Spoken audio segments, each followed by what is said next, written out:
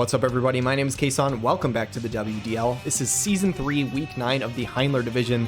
It is the final week of the season for these guys, at least the final week of the regular season. A few teams who it's not all over for, though, for sure. We've got JB79 of the Paranoid Androids, who currently hold their cards in their own destiny anyway. 21 points. If he wins a single game this week, he will claim the first overall seed. Turambar of the Ferrets can finish anywhere between first through third. If they win and JB loses 0-2, they could claim the first overall seed. Otherwise, CrimsonLyse also has the potential to pass him up for the second seed. Speaking of CrimsonLyse and Triumphant Trailblazers, with a 6-week win streak with 18 points, currently guarantee a top 3 spot, which means these 3 teams will have a bye next week no matter what. They will not be in that 4th versus 5th death match to start the playoffs off. Who will be in it, though, is a very interesting question, as we have 5 teams competing for 2 final spots. We have Maverick of the Spaghetti Western, Spike of Bebop's crew, and Unhindered of Ignite the Storm, all with 13 points. If they all finish out with the same amount of points, Unhindered, unfortunately, will be out of that tiebreaker based on the plus or minus. Actually, that's not technically true.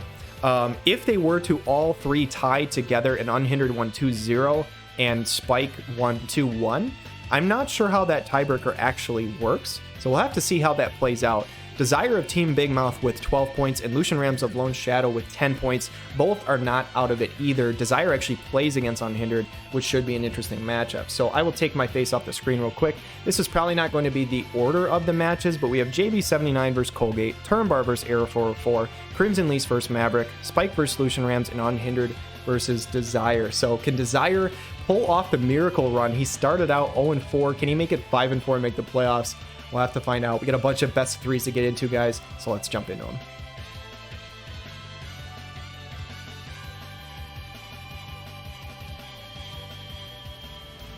Game number 1 of Turambar's Ferrets versus Error 404's Ashes to Crashes. Turambar has a playoff spot locked up, a top 3 spot locked up, but where in that top 3 he falls, he's not sure yet, so he's trying to win this series. Focus Fist comes out from the Maverick and Automel's Crux from the Edward. He's got Auto, AP, Restore. Azumi's Stance coming out from the Alphonse, as he now has a physical barrier and defense piercing rate. Interesting team comp coming out from Error 404, though, with the Celis, Oberon, Heindler, and Balo comp.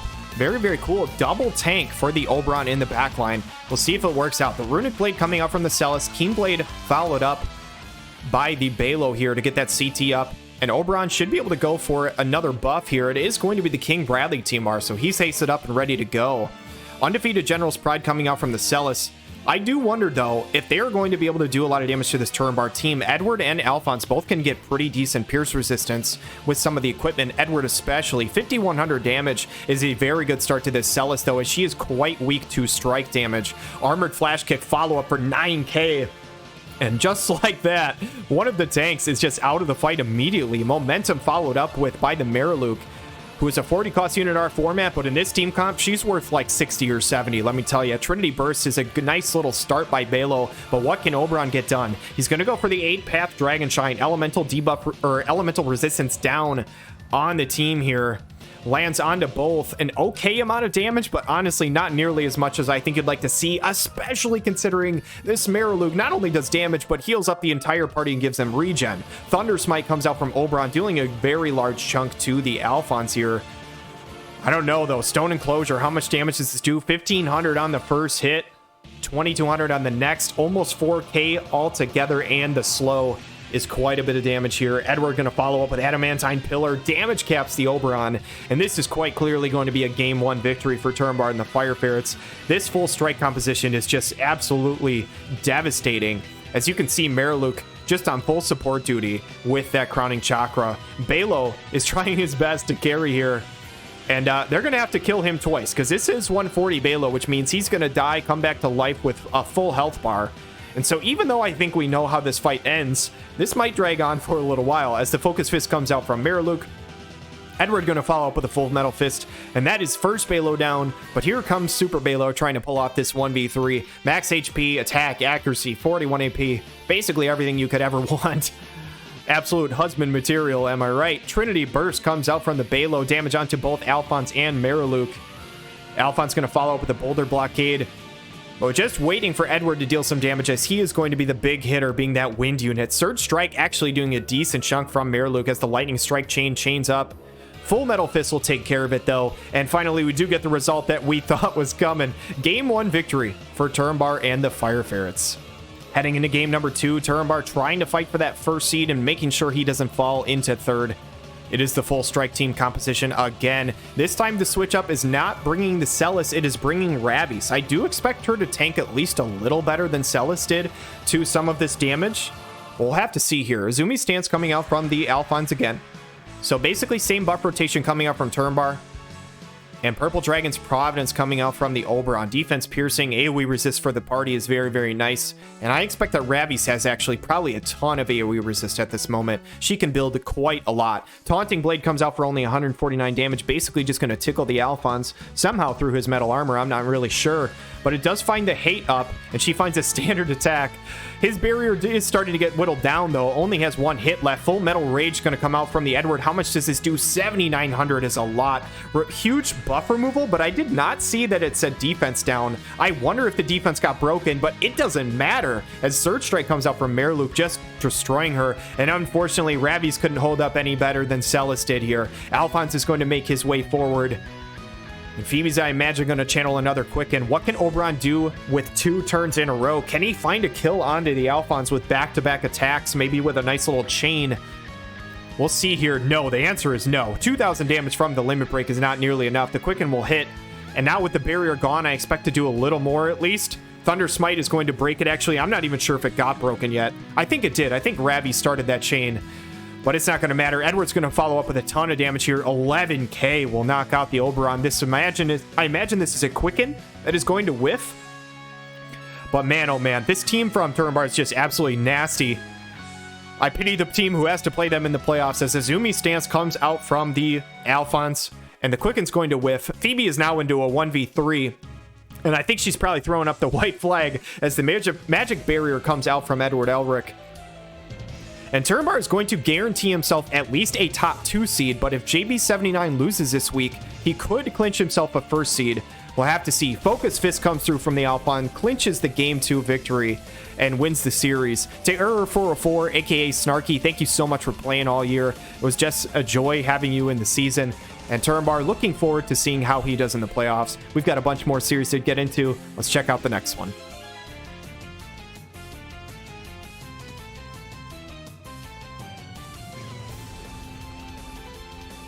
Heading into this series, after Turambar won his, JB79 is facing off against Colgate, the Paranoid Androids versus Fwendship.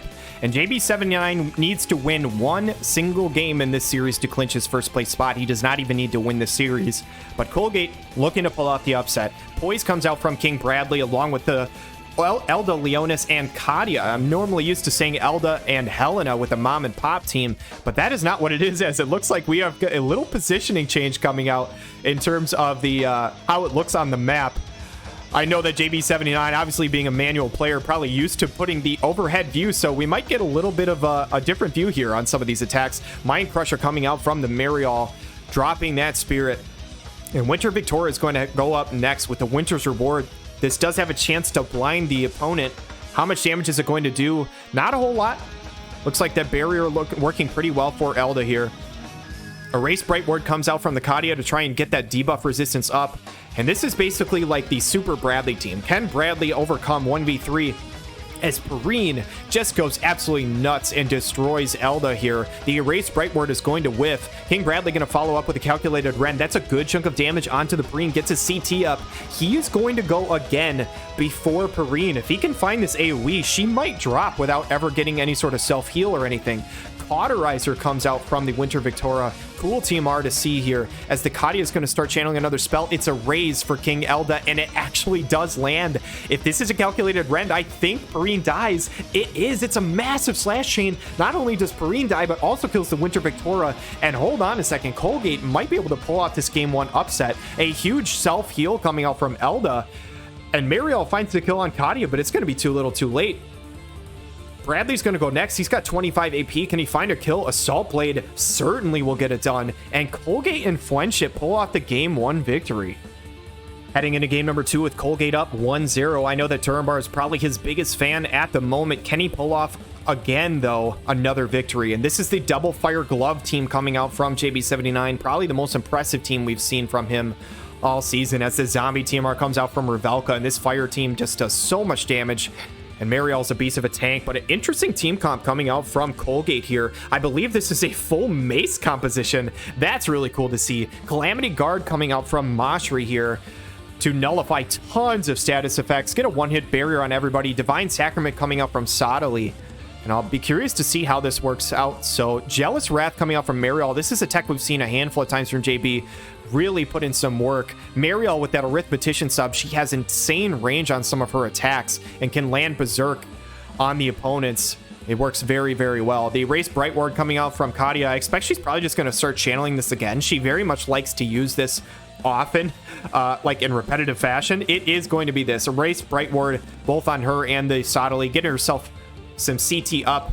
As speaking of CT up, I just can't believe it comes out from the Kefka, so when he re-raises, he will get more CT. Immortal Dogma going out on the Mashri. So Tank, Mashri, Horn is in battle here, is in play. Revelka out of buff, she's just going to start to walk forward. And what does Kadia have in store? I imagine the same buff again. She really likes to spam that over and over. Level 4 Banishka. The Berserk does not land. Not sure if the resistance is there for Colgate. I think that's probably one of the million status nullifications that comes out from Calamity Guard, but I'm not entirely sure about that. Hallowed Rate does hit for 3,600. Not bad onto the Magic Tank, considering Revelka still is not in range to deal damage.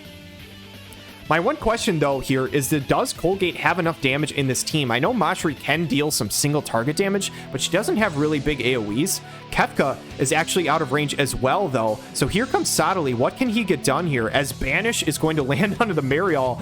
Kadia actually dealing some damage. Russian Thy Fate lands on both the Mariel and Revelka, but this team is stacked up for a Kefka AoE, which is not good for Colgate here. Mariel hanging on with 2,700 health is going to drop the Mind Crusher. Spirit down does not land on Sodali. Must have some sort of debuff resistance for that. Light of Judgment plus going to come through and honestly destroys the two ladies here, but Sodali does stand tall here. Revelka, can she find a kill? Dispelling Double Shot will do it. Sodali drops, but he has the re-raise. And now what happens on these two turns? Sodali and Mashri are going to have to put in a ton of work here. I imagine he goes Rush Not Thy Fate again. Yes, he does. Finds the kill onto Mariel. A little bit of chip to the Kefka, but words are hard. Mashri's going to have to do a ton here. Selfishly heals herself because of that hate that Sodali put on her earlier. Indoctrination does so much damage though and lands the Confusion. Oh my god, did Colgate just pull this off? Kefka is confused. Who does he go for? He's gonna go for the Mashri. If he would have killed Revelka, I think Colgate just straight wins this. Chi Shot kills the Mashri though, and Sodali might still have a chance to pull this off. Can he find an AoE on both here? I think he does, but the Kefka still has re-raise, I believe. Rush Not Thy Fate goes down, which means Kefka's probably gonna go first. I don't think Sodali has a way to live this attack. Kefka's gonna go next. 228 AP. And there it is. The standard attack comes through. Oh my gosh, though. I'm not entirely sure, but if Kefka chose Revelka, Colgate might have still won that. I'm not entirely sure. Regardless, we have a game 3 to check out, which should be a lot of fun, but that might have been a 2-0. Would have been very close to see. But let's head into the final game and see who wins the series. The final game of this series, and it looks like Colgate is running his first game team with the Kadia, Elda, and King Bradley again, as JB79 is running back the double fire glove team along with Mariel Tank. That hate up onto both of the other units. And Kefka's pretty much ready to go here as Blink of an Eye comes out from King Bradley. Sometimes we see this turned on, sometimes we see it turned off. But this is the preemptive counter for Bradley, ready to go. As the barrier is going to be online for Revelka, she's going to start to walk forward. Kadia is going to start channeling a spell. I expect this to be Erase Bright Ward. That is her favorite thing to do in the world. As the Vega TMR comes out again from the Mariel, she's going to start walking to the side. Elda Leonis is going to pop his own barrier, and I imagine walk forward. Kadia's buff might actually miss some people here. I don't know if it's going to catch everybody. Maybe it does. It catches, actually, Calamity Guard, not the Erase Bright Ward. So that's actually probably a pretty good tech to pull off here, too. But I'm not sure how that barrier works. I don't think it overwrites it. I think Elda just keeps his 3-hit barrier. I'm not entirely sure. Is nullified to a ton of statuses, though. Bradley and Kefka both buffing and walking towards the fight here as Revelka is basically out of things to do, so she's just going to twiddle her thumbs in the middle of the map. Kadia's going to start channeling something again as Spirit Barrier is online for the Marial. And where is she going? She's trying to go right off the cliff here.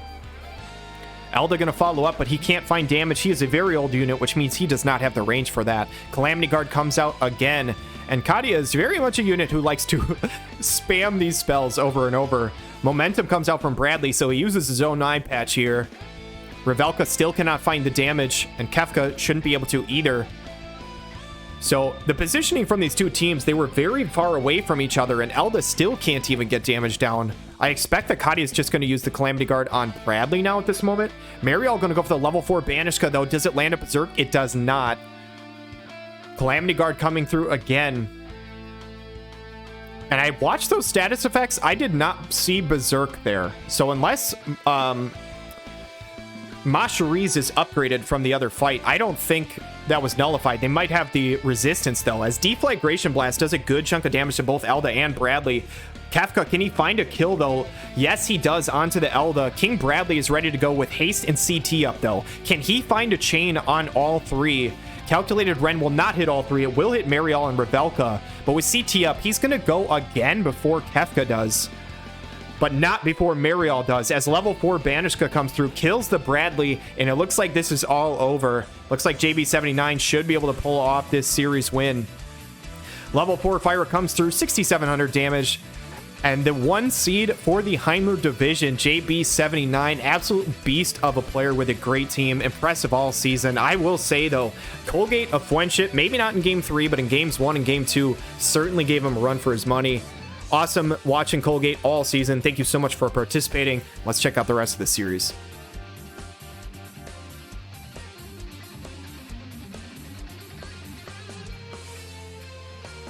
Kicking off this series, guys, we've got Unhindered's Ignite the Storm versus Dezaire's team, Big Mouth. And Dezaire on a 4-week win streak with 12 points, looking to try and make a late push for the playoffs as Pinion of Steel comes out from his Stern Wing of Destiny, paired alongside the Sakura and Liarte. And on Unhindered's side, running Little Leela, Roy Mustang, and the Cloud here.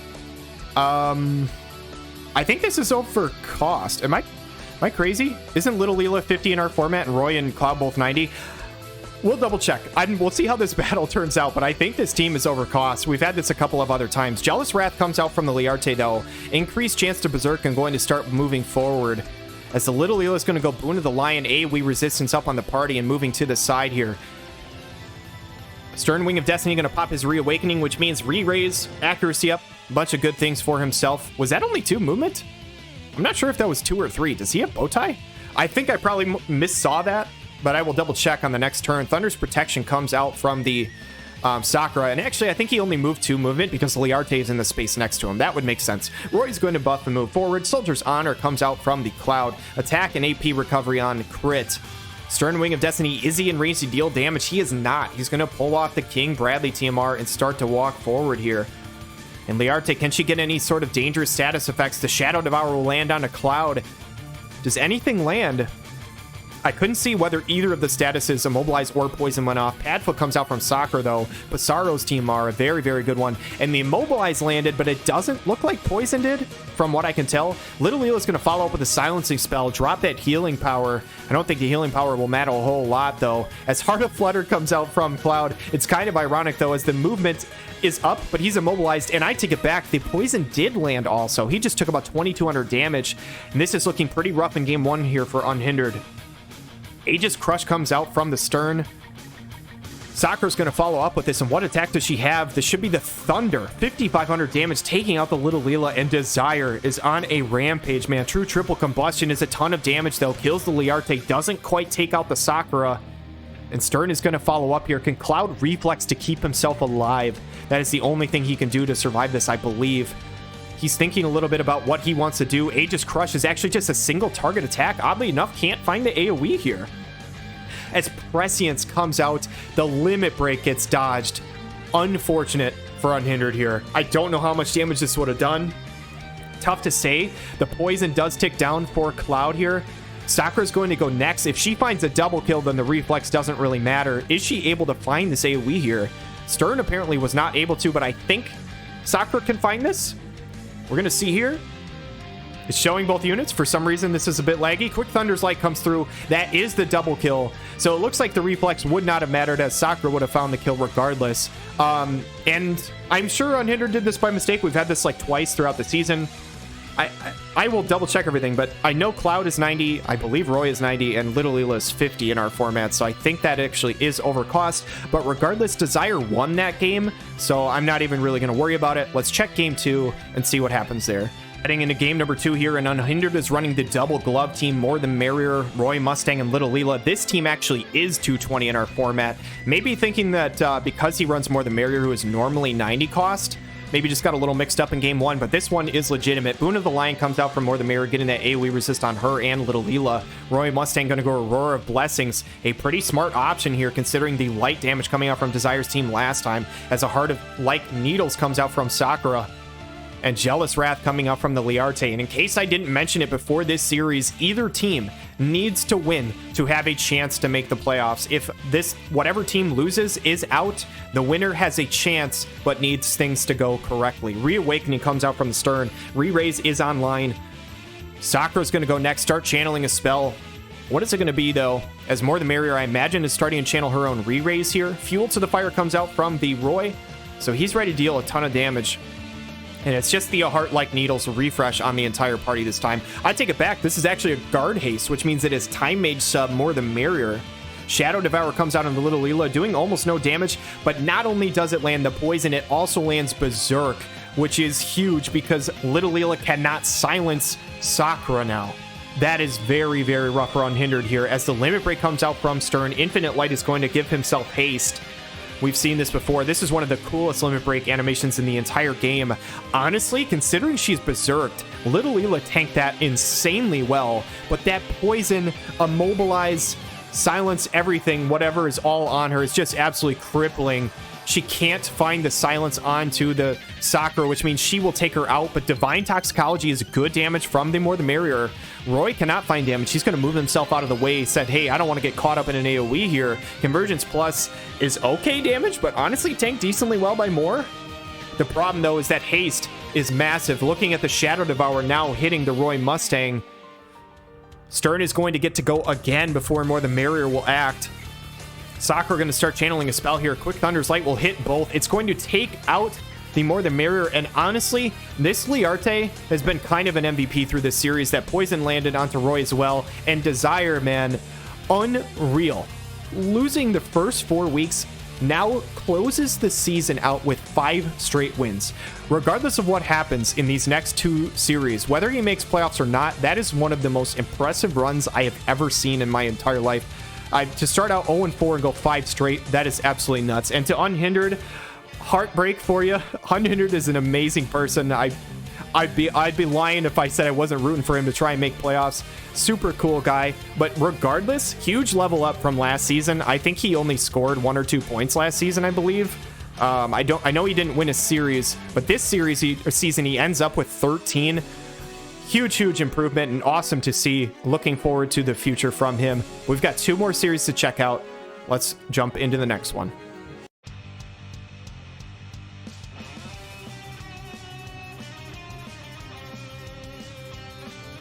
Heading into this series, guys, we've got CrimsonLyse, who is on a 6-week winning streak, and Maverick, who is looking to try and make the playoffs here. With a series win, they would make it. Boon of the Lion comes through from the Sylvie alongside Lucio and Zazan. Relentless Assault coming out from CrimsonLyse's Lightning.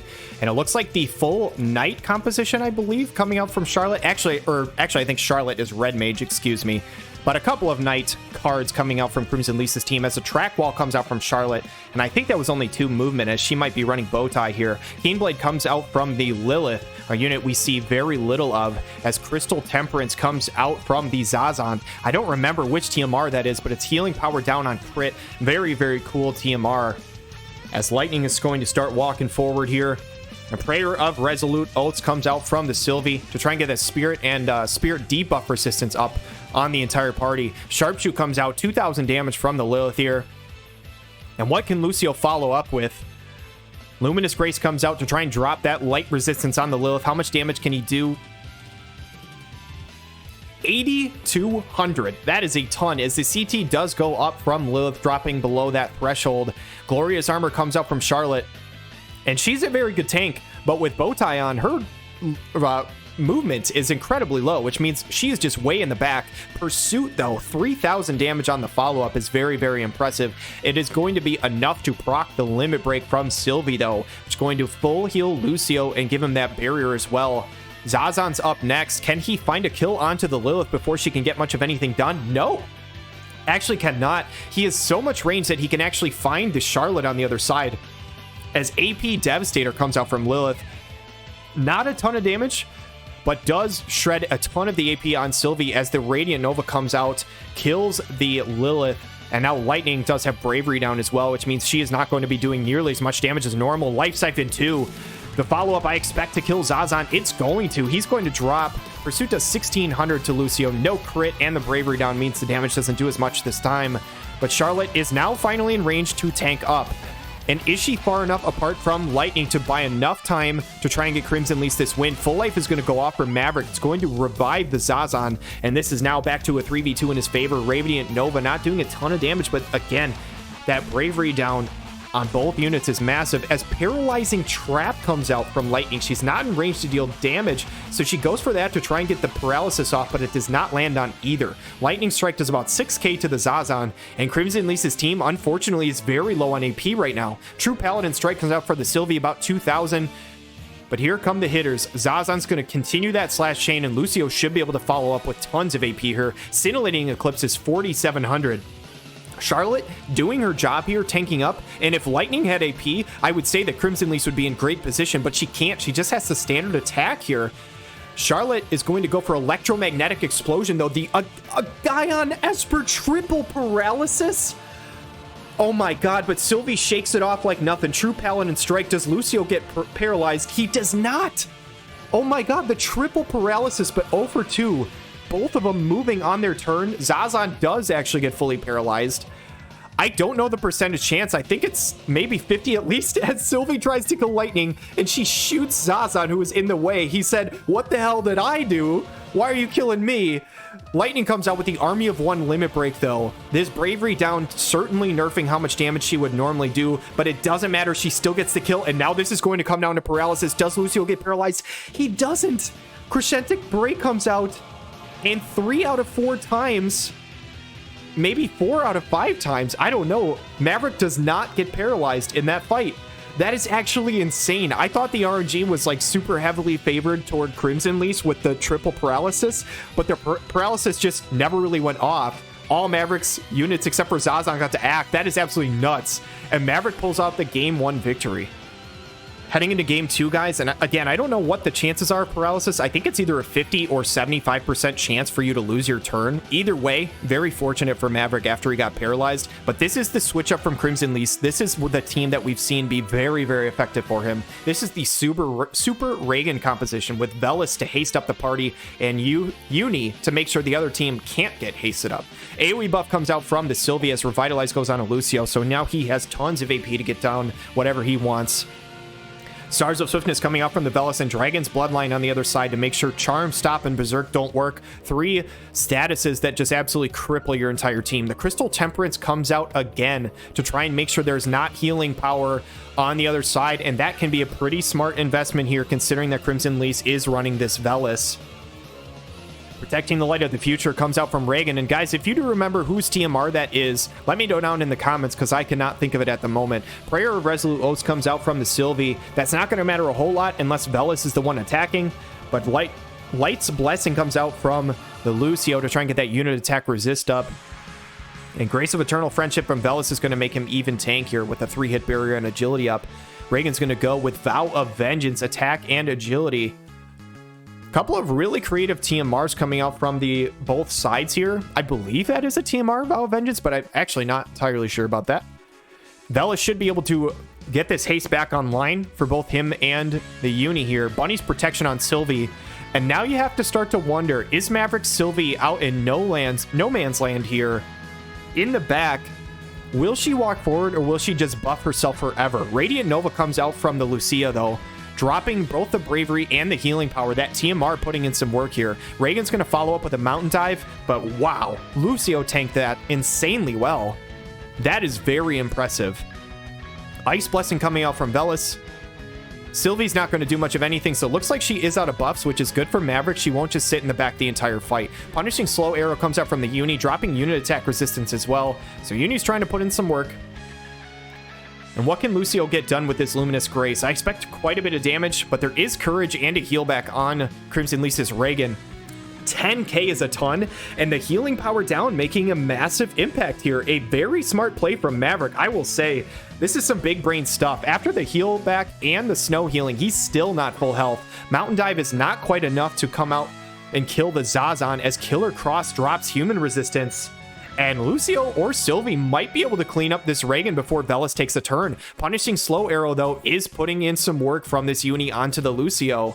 This is a limit break from Sylvie. Lucio should be able to follow up and kill Reagan. And this TMR usage by Maverick, I have to say, look, big shout out. This is very, very smart. Lucio coming out with the Radiant Nova is going to damage cap the Reagan, also killing the Uni, and Maverick can see the playoffs in his eyes. If he wins this game, he clinches himself a spot. Eternal Frost comes out, hits both of the units here. Sylvie's going to follow up, just refreshing that Prayer of Resolute Oaths here, but the hard carry of the team, this Lucio, is going to go next. Scintillating Eclipse comes out for 4,800, and he really only needs one more hit to kill them. Zazan, can he finish it off? He goes for the Steel Heart. The charm doesn't land, though. Velis, I imagine, is just going to be in healer mode, though, so it should just be a matter of time, unless he just laps somebody and is able to go for an attack, but that would still be really hard to overcome. Prayer of Resolute Oaths for the third or fourth time this fight, as Lucio is going to follow up with another Scintillating Eclipse. Velis should be able to heal himself again, though, but Lucio has so much AP from that early Revitalize that at some point they should get through, or it might just go to turns and end. Scintillating Eclipse again for 6,400. Cold Comfort actually heals Velis up a little bit. Zazan might not be able to get the kill anymore. I think he would have had enough. I take that back. That dude is an absolute monster. Murderous Blade takes care of it. And wow, CrimsonLyse, the third seed, gets upset by Maverick in a 2-0 series win. Maverick and the Spaghetti Western clinch their playoff spot. Congratulations. Awesome to see. Looking forward to both teams in the playoffs. And we've got one more series to watch.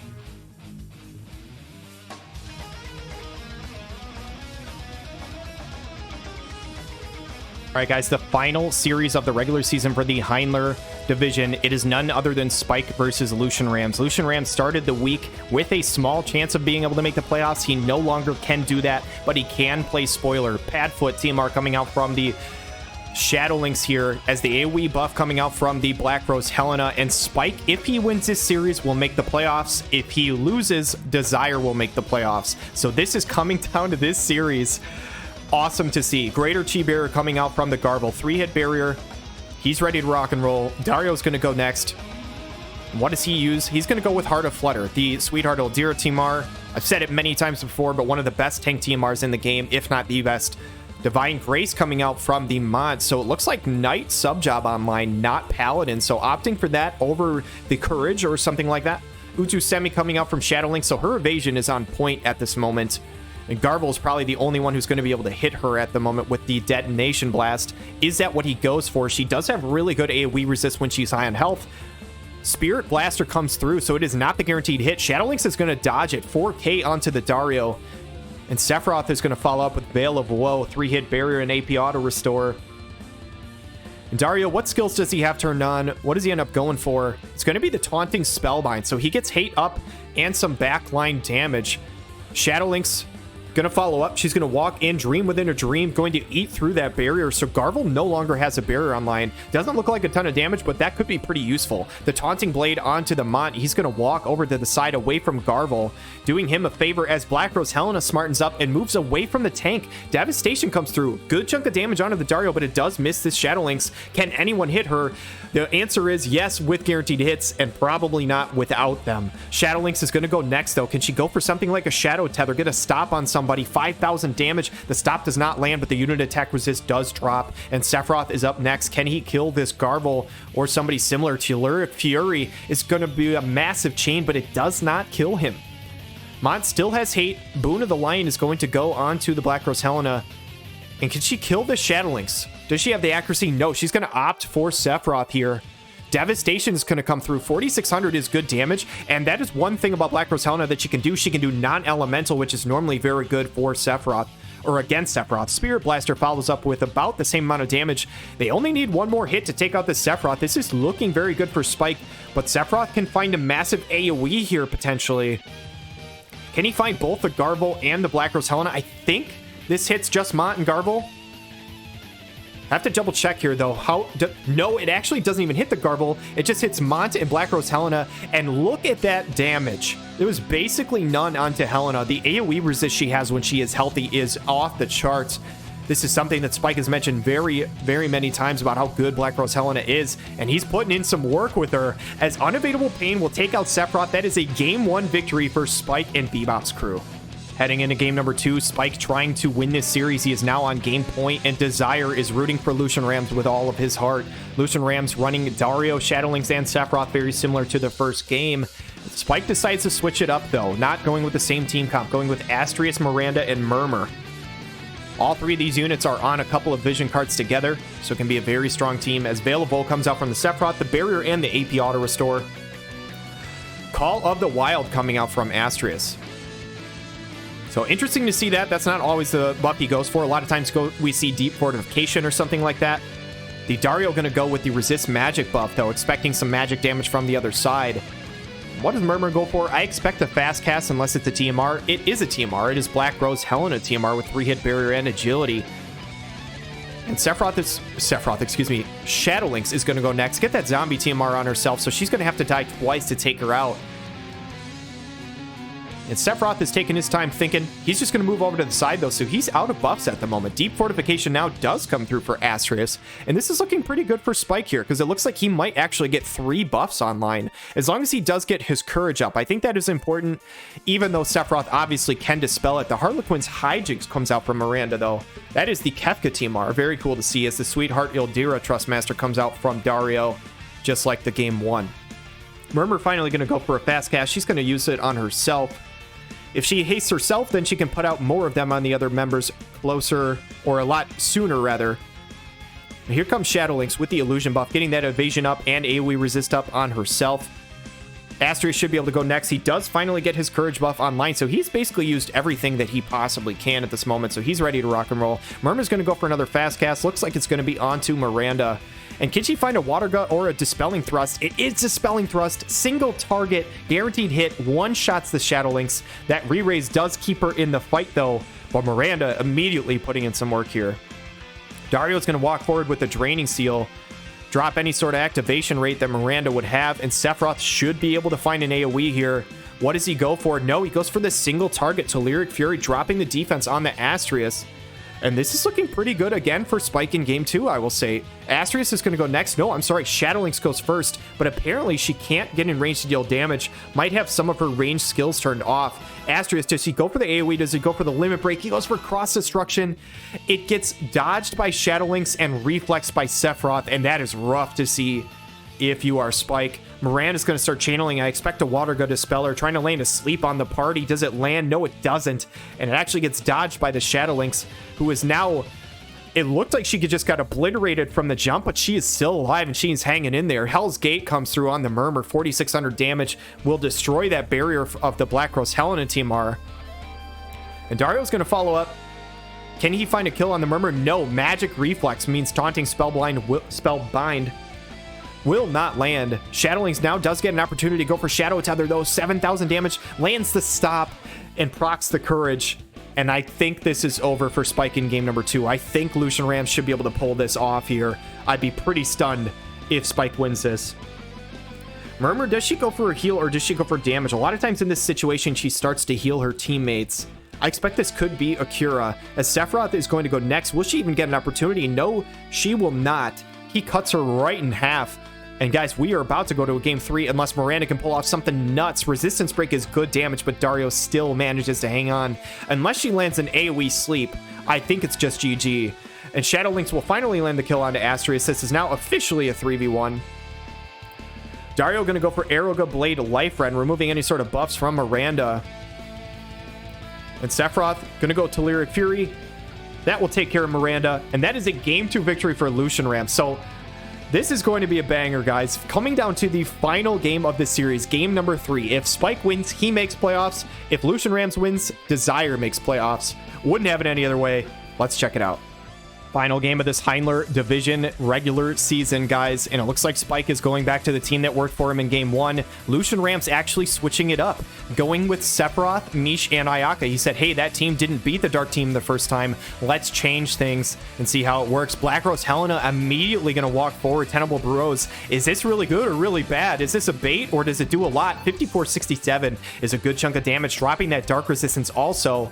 Garble is not in range to deal damage, though. Cannot follow up with it and try and find a kill. Greater Chi Barrier will come out. Ayaka should be in healer mode, though. He should be low enough to catch a heal. And honestly, this might be very good for LucianRamz trying to pull off this upset. Angelic Grace should heal him back up to full.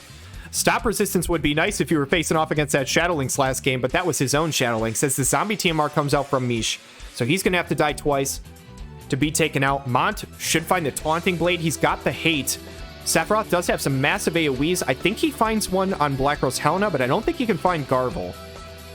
He's going to go for the Limit Break. Octoslash lands. I think this is both Mont and Helena, but I don't expect a ton of damage onto Helena. Like we said last time, she has very high AoE resist when she's healthy, and Sephiroth is almost out of AP. So that is pretty major for Spike here, who tanked that Limit Break up very well. Black Rose Helena should be able to find a massive AoE. Garble might also be able to find a Detonation Blast on multiple. Black Rose's Hex does so much damage, dropping the Spirit on everybody, and going back to way early in the game when Black Rose Helena was the strongest unit in the game, she goes nuts. She takes out the Sephiroth. I think this is a heal from Ayaka that's going to completely whiff. And Dezaire, with this absolutely crazy 5-week-in-a-row stretch, was trying to make the playoffs. Spike might just shut the door on that at this moment. It is actually a guard haste, not even a heal. Black Rose Helena, I think, cleans this up. It's a reflex from Mish to buy some time. But there is just no way. Mish cannot pull off a 1v3, and Spike, with a Game 3 victory, it looks like, is going to punch his ticket into the playoffs. The standard attack comes out from Garble, finds the kill, and my guild leader of Thunder God Spike, Bebop's crew, will become the final seed in the playoffs. Very, very well played. LucianRamz put up a hell of an effort to try and shut him down. But man, oh man, absolutely awesome season all year from everybody in Heindler. Thank you everybody for playing, and let's check out the standings. All right, guys, the regular season is officially over for the Heindler division here, and this is how these standings shake out. We've got JB79, coach of the Paranoid Androids, in his rookie season of the WDL, going 8 wins, 1 loss, 0 mitigated losses with 24 points, plus 13 overall, plus or minus. Very, very impressive. Clinches himself that first seed where he will have the opportunity to choose his opponent between the remaining 4th and 5th team and the 3rd team. So whoever he wants to play out of those groups of the Wazette division will be his next opponent. But I'll go over that in the next video when I go over the entire playoff bracket. Turambar of the Fire Ferrets with another really impressive showing. I don't think he's ever finished below 3rd, if I recall correctly, at any point. I think he's had 1st, 2nd, and 3rd in 3 seasons, which is just incredibly impressive. The guy's an absolute monster, and proved that again this season. The Fire Ferrets with 22 points. Awesome season. CrimsonLyse of the Triumphant Trailblazers had a 6-week win streak going, but Maverick of the Spaghetti Western finally shut him down with a 2-0 series win this week, which means he clinches the 4th seed. So we already knew who the top 3 teams were. They stayed in the exact same order they started this weekend. Maverick of the Spaghetti Western, though, with the series win, clinches himself a playoff spot, and Spike of Bebop's crew with that 3-game banger winning over LucianRamz clinches himself the final playoff spot. Maverick and Spike both have the same points, 16 points.